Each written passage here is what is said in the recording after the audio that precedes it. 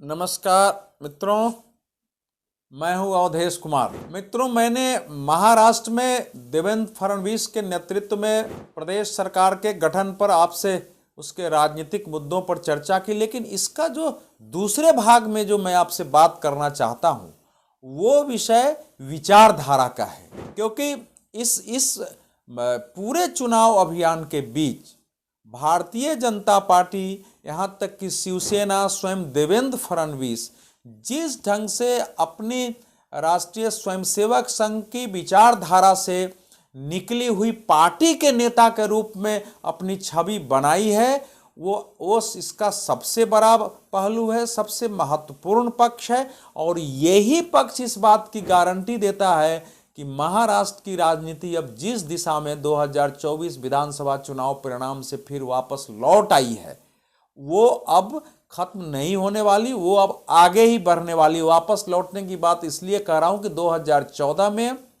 एक पूरे महाराष्ट्र में आप देखेंगे कि भारतीय जनता पार्टी ने लोकसभा चुनाव जीता, विधानसभा में इतिहास में सबसे ज्यादा उसको 122 सीटें, 121 सीटें उसने प्राप्त की। तो अद्भुत था। 2019 में भी आप देखेंगे तो यद्यपि भारतीय जनता पार्टी की सरकार के कारण अपने संगठन परिवार में, पार्टी में असंतोष था, उनके समर्थकों के में असंतोष था, जो स्वाभाविक था, बावजूद इसके लोगों ने 105 सीटें उसे दी। 56 सीटें उसने शिवसेना को दी। दोनों को मिला के 161 सीटों का बहुमत था। तो ये नहीं था कि 2019 में बहुमत नहीं दिया था। ये तो उद्धव ठाकरे ने जब केवल सत्ता के नेतृत्व के लिए, मतलब सत्ता में शामिल होने के लिए नहीं, सत्ता में तो भाजपा के साथ भी शामिल होते, सत्ता के नेतृत्व के लिए जो विद्रोह कर दिया और जो उन्होंने अपनी पूरी एक विचारधारा से समझौता कर पलट गए और पूरी महाराष्ट्र में जो एक भ्रम की स्थिति पैदा की, एक जो लोग हिंदुत्व के समर्थक थे, राष्ट्रवाद के समर्थक थे, जिनके अंदर स्वयं बाला साहब ठाकरे और शिवसेना ने उस विचार को प्रगाढ़ कर दिया था, उन सब के अंदर जो जुगुप्सा पैदा किया, उसके कारण फिर ये लोगों ने विद्रोह करके और इतना बड़ा परिणाम दिया है। तो इसलिए जो चुनाव परिणाम थे ना, वो विचारधारा का चुनाव परिणाम था, आइडियोलॉजी के आधार पर चुनाव परिणाम था। ये सरकार बनी है, उसके पीछे भी इसका आइडियोलॉजी प्रमुख है। अब ये कैसे है, तो आप देखेंगे कि देवेंद्र फडणवीस की छवि अभी तक जो इस चुनाव में उभरी है, वैसी हमारे आपके सामने नहीं थी। एक तो अभी वो 54 वर्ष के हैं, 10 वर्ष पहले उनकी उम्र 44 वर्ष थी। तो उनके बारे में पूरे महाराष्ट्र में के लोगों को, भारतीय जनता पार्टी में तो ज्ञान रहा होगा, बाहर के लोगों का नहीं था। और महाराष्ट्र में भी वो इतने बड़े नेता शायद नहीं थे बाकी नेताओं के मुकाबले कि उनके बारे में एक एक बातों की जानकारी हो। हालांकि वो अध्यक्ष भी रहे, युवा मोर्चा के प्रमुख रहे हैं, वहाँ नगर निगम के महापौर रहे, जो नागपुर है वहाँ के प्रमुख रहे हैं। और तो उनकी ताकत तो थी, लेकिन छवि जाहिर और राष्ट्रीय स्वयंसेवक संघ से आए। उनके पिताजी जनसंघ से जुड़े हुए थे, जनसंघ से वो विधायक रहे थे, तो पारिवारिक पृष्ठभूमि हो रही है, वो विद्यार्थी परिषद में रहे हैं तो रहा। लेकिन इस बार जो उन्होंने अपनी आक्रामक हिंदुत्व वाली छवि प्रस्तुत की है, अब जैसे उत्तर प्रदेश के मुख्यमंत्री योगी आदित्यनाथ जी की छवि आती है और वो जो कुछ बोलते हैं उसका असर जनता पर होता है। यह बात अलग है कि लोकसभा चुनाव में परिणाम भारतीय जनता पार्टी के लिए आघात पहुंचाने वाला था, और इसका कारण भी जो सरकार को लेकर के भारतीय जनता पार्टी के भीतर और संगठन परिवार के अंदर जो असंतोष है, कार्यकर्ताओं को महत्व नहीं मिलना, वाजिब काम नहीं होना। जब सरकार होती है, लंबे समय तक जिन लोगों ने समय लगा के काम किया है, उनका कैसे जीवन यापन हो, आगे कैसे सम्मान पूर्वक को काम कर सकें, इस सब की जितनी चिंता होनी चाहिए थी, उसमें कमी रह जाने का प्रतिफल 2024 का लोकसभा चुनाव परिणाम हमें दिखाई दिया था। लेकिन उनकी लोकप्रियता है, और वहाँ यद्यपि उप मुख्यमंत्री केशव प्रसाद मौर्य जी के साथ योगी जी के व्यक्तिगत मतभेद भी सामने उभरते रहते हैं, लेकिन अंततः दोनों विचारधारा के ही लोग हैं। केशव प्रसाद मौर्य भी विश्व हिंदू परिषद से आए हैं, उनकी अध्यक्षता में वो जब सत्र अध्यक्ष बने थे तभी विधानसभा का चुनाव हुआ था। वो अध्यक्ष बनने के बाद अयोध्या गए थे, उसके बाद से भी उन्होंने भी अपनी प्रतिबद्धता जाहिर की है। लेकिन जो योगी आदित्यनाथ की भारत में छवि बनी और स्वयं पार्टी ने जितना उनको महत्व दिया, उसके बाद देश में वो एक भारतीय जनता पार्टी हिंदुत्व के समर्थकों के अंदर उनकी एक बड़े नेता की छवि बनी। उसमें अब देवेंद्र फडणवीस ने इस बार जिस ढंग से आक्रामक होके मैच्योरिटी के साथ हिंदुत्व पर ऐसे बयान दिए जिसमें कहीं भी अस्पष्टता नहीं थी, बिल्कुल सुस्पष्टता थी, किसी के विरुद्ध भी नहीं होता था, लेकिन ये था कि विचारधारा को लेकर व्यक्ति के अंदर किसी भी प्रकार का असमंजस नहीं है। और ये एक सीधा संदेश गया। जब आप असमंजस की बात करते हैं, केवल लोगों को उभारते हैं और उसमें आपका कमिटमेंट नहीं दिखता, तो लोग उतना विश्वास नहीं करते हैं। उदाहरण के लिए इस बार जब देवेंद्र फडणवीस जी ने औरंगाबाद से औरंगजेब को लेकर के अपना भाषण दिया और वैश्विक पर हमले किए और उन्होंने ये कहा कि जिस ढंग से हमारे लोकसभा चुनाव में हमारे विरुद्ध वोट जिहाद किया गया, उस वोट जिहाद को हम वोट के धर्म युद्ध से पराजित करेंगे विधानसभा में, उसका सीधा लोगों पर असर हुआ। अगर वोट जिहाद कोई कह रहा है तो आपको वोट का धर्म युद्ध सुनने में बहुत लगेगा कि अरे अरे ये तो सांप्रदायिक हो गया। लेकिन अगर वोट जिहाद है तो वो तो घोर सांप्रदायिक है, क्योंकि जिहाद में तो बस सामने वाले को समाप्त करने का भाव होता है। उसमें तो उसके विरुद्ध अगर कोई बात हो सकती है तो वो भी एक धर्म युद्ध की ही बात होगी, वोट के धर्म युद्ध का। तो ये कोई दूसरा नेता घोषित नहीं करा था। प्रधानमंत्री नरेंद्र मोदी जी, गृह मंत्री अमित शाह जी, योगी आदित्यनाथ जी, सभी नेता वहां जाकर बातें रख रहे थे। योगी आदित्यनाथ जी ने जो आगरा में बटेंगे तो कटेंगे, एक रहेंगे तो नेक रहेंगे, सुरक्षित रहने का बयान दिया। फिर उसके बाद प्रधानमंत्री जी ने वहां कहा कि बटेंगे तो जो विरोधी है वो महफिल सजाएंगे। फिर उन्होंने गुजरात से एक रहेंगे तो सेफ रहेंगे को लेते हुए जिस ढंग से अर्बन नक्सली शब्द का प्रयोग करते हुए हमला किया। और देवेंद्र फडणवीस ने जब अपने इंटरव्यू में जब उनसे पूछा गया कि आपके साथी अजीत पवार जी कहते हैं कि योगी आदित्यनाथ जी ने जो बटेंगे और तो कटेंगे का नारा दिया वो गलत है, वो महाराष्ट्र में नहीं चल सकता है, आपका क्या मत है? तो उन्होंने कहा कि अजीत पवार जी बहुत बाद में हमारे गठबंधन में आए हैं, धीरे धीरे समझ जाएंगे। योगी जी ने कुछ भी गलत नहीं कहा है और प्रधानमंत्री ने जो कहा एक रहेंगे सेफ रहेंगे वही सच है। और उसके बाद उन्होंने बताया कि महाराष्ट्र में किस ढंग से मुस्लिम फंडामेंटलिस्ट, मुस्लिम कट्टरपंथ किस ढंग से सिर खड़े होकर और भारतीय जनता पार्टी को हराने में लगे हैं। उन्होंने अपनी चुनाव सभाओं में इस बात को दोहराया कि जो धूले क्षेत्र है वहाँ 4 विधानसभा क्षेत्रों में हमारे जो प्रतिनिधि थे वो 1 लाख से ज़्यादा वोटों से आगे थे, लेकिन एक मालेगांव खुला और उनके प्रतिनिधि करीब 3800 वोटों से हार गए और वहाँ महाविकास अघाड़ी की विजय हो गई। और यह एक मुस्लिम वोट था और इसी को उन्होंने कहा कि यह वोट जिहाद था। और वोट जिहाद जय शब्द आपने सुना है। वहाँ एक मौलाना साहब भाषण देते हुए कहे कि इसको जो है जिहाद का विषय समझो, इसको इस्लाम का दीन का विषय समझो। बल्कि उन्होंने भाषण में यहाँ तक कहा कि अगर मैंने सुना है कि भारतीय जनता पार्टी को भी हमारे लोगों ने जाके वोट दिया तो अपना नाम बदल दो, उनके मुसलमान की जगह हिंदू नाम रख दो। लोगों से आह्वान किए गए कि जो लोग वोट देते हैं उनका हुक्का पानी बंद करो, यानी उनको इस्लाम से बाहर कर दो। इस ढंग से खतरनाक कार्य हुए थे। फिर मस्जिदों से फतवे जारी हुए और स्वयं इमाम ने एक बैठक में, और वो वीडियो सामने आया जिसमें वो कह रहे थे, वहाँ उस समय शिवसेना के विधायक सुनील प्रभु उस बैठक में थे और वो कह रहे थे कि हमने पिछले चुनाव में फतवे जारी किए थे महाविकास अघाड़ी के, इस बार भी फतवे जारी करेंगे। और तो इसमें देवेंद्र फडणवीस ने लीडर के नाते जिस ढंग से आक्रामक बयान दिया वो महत्वपूर्ण गया है। और शिवसेना के उद्धव ठाकरे पर उन्होंने हमला किया, कांग्रेस पर हमला किया, शरद पवार पर सीधा हमला किया। तो एक और वो अपने को एक आक्रामक परिपक्व नेता के रूप में, कुशल रणनीतिकार के रूप में उन्होंने प्रस्तुत किया। कार्यकर्ताओं के साथ, साथियों के साथ विनम्र व्यवहार किया। तो विचारधारा के आधार पर, जो हिंदुत्व की विचारधारा थी, उस पर केवल वो भावुकतापूर्ण बयान नहीं बल्कि एक मैच्योरिटी के साथ सोच समझ के गंभीर बयान उन्होंने दिया। और उस बयान के असर हुए हैं। फिर उनका जो एक गीत था, जागो फिर एक बार हिंदू जागो तो एक बार हिंदू जागो तो, वो गाना वायरल हुआ। और जब वो मंच से गा रहे थे और नीचे कार्यकर्ता उसको दोहरा रहे थे, तो ये नहीं लग रहा था कि कोई नेता रट के गा रहा है, ऐसा लग रहा था कि गाने का अभ्यास किया हुआ व्यक्ति, जिसका सुर और ताल दोनों मिला हुआ हो, वो गा रहा है और इसके जीवन से जुड़ा हुआ है। उस गाने ने भी अपना प्रभाव डाला।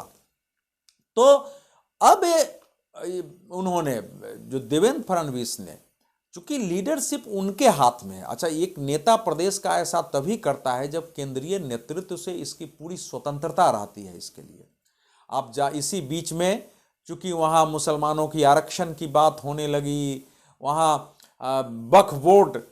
वक्फ संशोधन विधेयक का उसमें विरोध हुआ, वहाँ वक्फ संशोधन विधेयक के जो विरोधी थे वो महाराष्ट्र में बुलाए गए, उस पर भी उन्होंने बिल्कुल कड़ा स्टैंड लिया है। और जो वहाँ दंगों में लोग पकड़े गए हैं, उनके छुड़ाने की बात आई कि इनके लिए महाविकास अघाड़ी काम करे, जिनको नए सिरे से जांच कराए, उस पर उन्होंने स्टैंड लिया। तो जितनी भी मुस्लिम फंडामेंटलिस्ट फोर्सेस की, सामान्य मुसलमानों को कोई समस्या नहीं होती। ये ध्यान रखिए, देश में भी जो सामान्य मुसलमान हैं उनको अपनी रोजी रोटी की समस्या रहती है। यद्यपि अपने धर्म को लेके उनके अंदर वो भाव हो सकता है, लेकिन वो हम हिंदुओं के विरुद्ध जाएं या भारतीय जनता पार्टी को दुश्मन मान के काम करें, आरएसएस को दुश्मन मान के काम करें, उनको इस्लाम विरोधी मान दे, इस पचड़े में वो सामान्यतः नहीं पड़ते। उन सब को उभारने का काम इन लोगों ने किया था। और जब ओवैसी के भाई ने जाकर के और 15 मिनट की बात की, वहाँ की 15 मिनट मेरा पूछा नहीं छोड़ता, और मजाक उड़ाते हुए ओवैसी ने 15 मिनट की बात की, तो उसका भी करारा प्रत्युत्तर वहां देवेंद्र फडणवीस ने ही दी। तो इसलिए इस बार जो उनकी छवि आई है, जो 2014 से 2019 में उन्होंने अपनी छवि बनाई, तो उनमें एक निष्कलुष, एक किसी प्रकार के आरोपों से परे रहने वाला, महाराष्ट्र जैसे क्षेत्र में 5 साल मुख्यमंत्री रहने पर भ्रष्टाचार के कोई आरोप नहीं लगना, और ये सबसे उन्होंने उबारा था। और राज्य में कई ऐसे महत्वपूर्ण कदम उठाए थे, यहाँ तक कि मराठा आरक्षण के आंदोलन को भी उन्होंने संभाला था। जो ब्यूरोक्रेट्स थे, वहाँ उद्योगपतियों की लॉबी होती है, फिल्म सिटी है, वहाँ एक ग्लैमर की दुनिया है, उस मुंबई को फिर एक 44 वर्ष के नेता ने संभाला था। तो वो तो उनकी छवि थी। लेकिन इस बार उन्होंने एक प्रखर, मुखर, गंभीर, प्रतिबद्ध हिंदुत्व विचारधारा वाले नेता के रूप में अपने को खड़ा किया है, और ये महत्वपूर्ण है। और यही इस बात की गारंटी है कि ये सरकार अस्थायी होगी, क्योंकि उद्धव ठाकरे की शिवसेना ने जिस तरह से सत्ता के नेतृत्व के लिए भारतीय जनता पार्टी का साथ छोड़कर और संपूर्ण जीवन जिनके विरुद्ध बाला साहब ठाकरे लड़े, शिवसेना लड़े, जिन लोगों ने बाला साहब ठाकरे को मतदान के अधिकार तक से वंचित करा दिया, जो उनको मुस्लिम विरोधी बोलते रहे, उनके विरुद्ध कितना कांग्रेस ने पता नहीं कितने आंदोलन किए, बयान दिए होंगे, उनके विरुद्ध मुकदमे कराए गए हैं, उनके साथ जाके चले गए। और उसके बाद उन्होंने जिस ढंग से एक सामान्य तथाकथित सेकुलर पार्टी के परे जाके कोई हनुमान चालीसा पढ़े, उससे आपका राजनीतिक मतभेद हो सकता है, उस पर राजद्रोह का मुकदमा लगा दो। कोई अगर वहाँ हिंदुत्व की बात करे, उसके घरों पर बुलडोजर लगा दो। कोई राष्ट्रवाद की बात करने वाले पत्रकार को जेल में डाल दो। जिस ढंग से उन्होंने किया था, उसके कारण एक विद्रोह का भाव था। लेकिन चूंकि लोकसभा चुनाव में भारतीय जनता पार्टी ने कैंडिडेट्स वगैरह उस रूप में नहीं खड़ा किए, कुछ कैंडिडेट्स में समस्या थी, ऐसे व्यक्ति राज्यसभा आ गए जिनका भारतीय जनता पार्टी की विचारधारा से कोई लेना देना नहीं था। हालांकि उनके बेटी को इस बार टिकट मिला, लेकिन इस बार वो उतने प्रमुखता के रूप में नहीं थे जैसे लोकसभा चुनाव में दिखाई दे रहे थे। और तो उस सब के कारण जो है लोगों के अंदर असंतोष था, इसलिए लोकसभा चुनाव में लोग नहीं आए थे।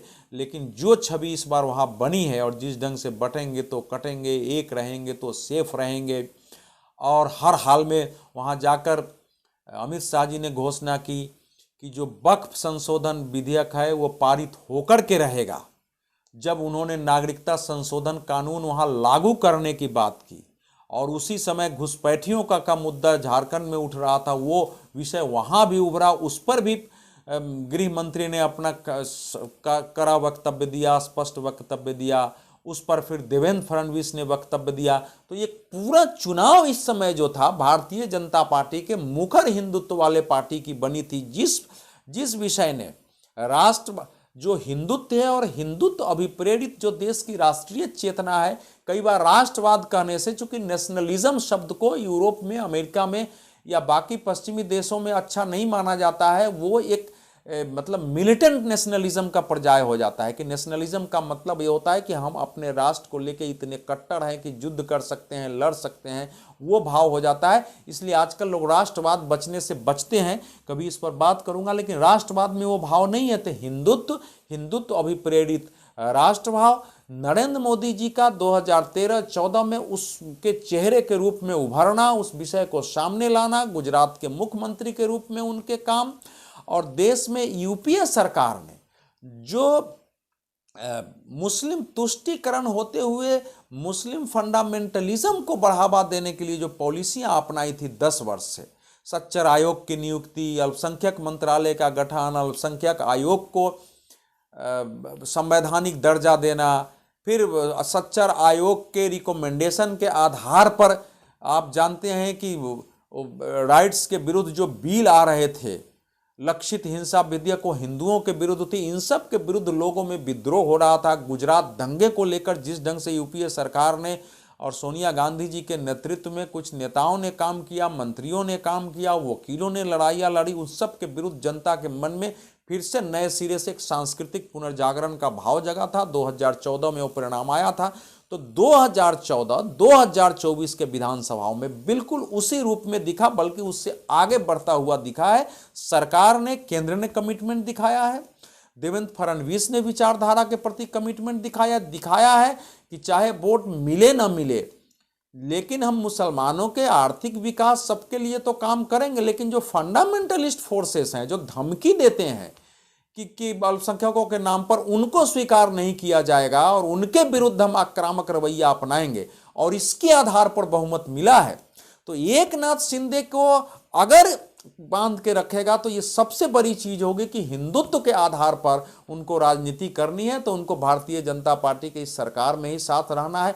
अगर वो बाहर आए तो जितनी प्रखर छवि देवेंद्र फडणवीस की बन गई है, भारतीय जनता पार्टी की बन गई है, उसके केंद्रीय नेतृत्व की बन गई है, और राष्ट्रीय स्वयंसेवक संघ ने इस बार आइडियोलॉजी के आधार पर जिस प्रकार से बैठ के करके सबको मिलाया, विचारधारा की याद दिलाई, देश में विचारधारा को लेकर क्या चुनौतियां हिंदुत्व के सामने, वो सब बताया, उससे एक आंतरिक जागरण हुआ है सभी पार्टियों के अंदर, जनता के अंदर हुआ है। जो बची खुची उद्धव ठाकरे की शिवसेना है वो भी टूटेगी। तो ये एक बड़ा पक्ष है। यहां तक कि अजीत पवार अगर गठबंधन में है, उस बीच में भाजपा नेताओं ने वही भाषण दिया, उस पर उन्होंने कोई प्रतिक्रिया व्यक्त नहीं की, और केवल योगी आदित्यनाथ जी पर की है, और वो भी साथ है। और देवेंद्र फडणवीस ने उनके बारे में उस समय ये नहीं कहा था कि भाई उनकी अलग विचारधारा है। देवेंद्र फडणवीस ने कहा कि धीरे धीरे वो समझ जाएंगे, यानी अजीत पवार को भी इसी हिंदुत्व की विचारधारा के साथ काम करना होगा। ये बातें स्पष्ट हो चुकी है। और अजीत पवार स्वयं मराठा है, मराठावाद को वो मानते हैं, तो स्वयं मराठा है, उनके अंदर भी छत्रपति शिवाजी को लेकर के भाव होगा, औरंगजेब को लेके, अफजल को लेके, नादिर शाह लेके, अहमद शाह अब्दाली ने किस ढंग से मराठाओं का कत्लेआम किया था, यहाँ के सब उनके ध्यान में मराठाओं के रहता है, इसलिए उनके अंदर भी ये भाव होगा। एक अलग बात है कि उस सेकुलर पॉलिटिक्स कर रहे थे, इस बार उनको पता है कि मुसलमानों ने उनको वोट नहीं दिया है। इसके बाद मुसलमानों के बड़े वर्ग ने वोट नहीं दिया है, जो सामान्य कुछ प्रतिशत तो देते ही हैं, उन लोगों ने दिया है, तो उनको भी इस विचारधारा में कोई समस्या नहीं होगी। और देवेंद्र फडणवीस ने विधायक दल का नेता चुनने के बाद जो भाषण दिया, उसमें उन्होंने हिंदवी स्वराज से शुरू किया, छत्रपति शिवाजी महाराज का नाम लिया है, उनके आदर्शों की बात की है, अहिल्याबाई होलकर का नाम लिया। अहिल्याबाई होलकर की आप जानते हैं कि 350वीं उनकी जयंती मनाई जा रही है, त्रिवार्षिकी उनकी जयंती राष्ट्रीय स्वयंसेवक संघ परिवार मना रहा है। और उनकी छवि जो है एक धर्मप्रिय, एक प्रखर, एक वीरांगना की ही नहीं थी। मतलब अगर काशी विश्वनाथ में मंदिर टूटा हुआ है तो जब बनेगा तो बनेगा, उसकी जगह ही कोई एक मंदिर बनाओ। अगर सोमनाथ ध्वस्त है तो बनेगा तत्काल एक बनवाओ, केदारनाथ बनवाओ, बद्रीनाथ। उत्तर से दक्षिण जिस ढंग से काम किया, जिस ढंग से उसने प्रशासन चलाए, जैसे उन्होंने शिक्षा की व्यवस्था की, महिलाओं के अधिकार दिए, जैसे फौज खड़े किए, वो सब एक प्रेरणा है भारत की दृष्टि से। उसका नाम लिया, उसके बाद उन्होंने अंबेडकर जी का भी नाम लिया, और उसके बाद प्रधानमंत्री नरेंद्र मोदी, गृह मंत्री अमित शाह, सबका नाम लिया। और फिर उन्होंने बताया कि इसका मतलब आने वाला समय किस ढंग से विचारधारा का है। और स्वयं एकनाथ शिंदे ने जब शपथ लिया तो उन्होंने शपथ लेने का मुख्य जो शपथ होता है उसको दोहराने के पहले बाला साहब ठाकरे का नाम लिया, और उसी श्रेणी में प्रधानमंत्री नरेंद्र मोदी, गृह मंत्री अमित शाह जी का भी नाम लिया। यानी उन्होंने भी अपने विचारधारा के नेता के रूप में इन्हें स्वीकार किया, अभिभावक स्वीकार किया है। तो ये जो आइडियोलॉजी पर महाराष्ट्र की राजनीति, जो बीच में उद्धव ठाकरे के पाला बदलने के कारण जो एक भ्रम में हो गई थी विचारधारा को लेकर, शायद भारत में सबसे बड़ा भ्रम उत्पन्न हुआ। लोगों में असमंजस का भाव था, लोगों में विद्रोह का भाव था, अंदर से क्षोभ पैदा हो रहे थे कि हो क्या रहा है। और राहुल गांधी जी ने जब वहां जाकर और वो पिटारा निकाला जिसमें से अडानी और मोदी निकले, इस विषय पर कोई बात नहीं की। जिस ढंग से कांग्रेस पार्टी ने स्वयं मुस्लिम फंडामेंटलिज्म को बढ़ावा दिया, समाजवादी पार्टी ने जिस ढंग से बढ़ावा दिया और वहीं कैंडिडेट खड़े किए जहां मुस्लिम प्रभावी स्थिति में थे, उन सब के विरुद्ध इस बार जो भारतीय जनता पार्टी, एकनाथ शिंदे के शिवसेना ने स्टैंड लिया है, ये विचारधारा की विजय है। और विचारधारा के आधार पर जो सरकार रहेगी, जो बनी है, वो सरकार सशक्त होगी। इसलिए मेरा मानना है कि सरकार केवल स्थिर नहीं होगी, अस्थायी होगी। गठबंधन ज़्यादा सुदृढ़ होगा, इसके पीछे आइडियोलॉजी है, आइडियोलॉजी के प्रति कमिटमेंट है। और महाराष्ट्र की राजनीति एक पक्षीय दिशा में बढ़ेगी, क्योंकि 2014 में जनता ने जो पैराडाइम शिफ्ट लिया, उससे पीछे देश जाने को तैयार नहीं है। बहुत बहुत धन्यवाद। और इन विषयों को समझते हुए हमको, आपको भी अपने आचरण के बारे में विचार करना है कि इस समय देश की अंतरधारा क्या है। और जो पार्टियां इस अंतरधारा को नहीं समझेंगी वो नष्ट हो जाएंगी। जो व्यक्ति नहीं समझेगा वो भी कमजोर हो जाएगा, इतिहास के अध्याय में उसका नाम नहीं रहेगा। महाराष्ट्र की राजनीति हो, देश की राजनीति, जो भी इसके विरुद्ध जाएगा, वो जहां जहां भी भारतीय जनता पार्टी नहीं है वहां तो वो थोड़े सफल हो सकते हैं। जहां भारतीय जनता पार्टी है, अगर उसने अपने कार्यकर्ताओं को, समर्थकों का, सबका ध्यान रखा, तो फिर उसको परास्त करने वाला कोई नहीं होगा। तो महाराष्ट्र में एक स्थिर विचारधारा वाले सही दिशा की राजनीति की शुरुआत देवेंद्र फडणवीस के मुख्यमंत्री बनने के साथ हो गई है। बहुत बहुत धन्यवाद। आप चैनल देखते रहिए और अपनी प्रतिक्रियाएं देते रहिए।